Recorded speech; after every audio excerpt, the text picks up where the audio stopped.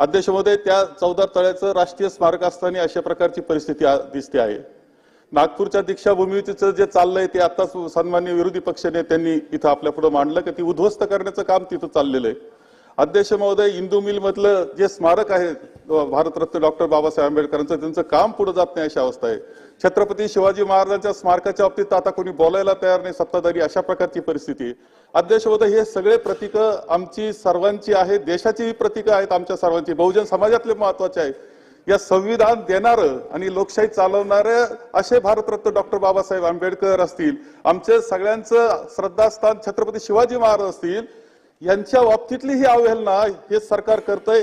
कुठेतरी असं वाटून जातं जाणीवपूर्वक आमच्या प्रतीकांची अवहेलना केली जाते काय, असं आम्हाला वाटतंय।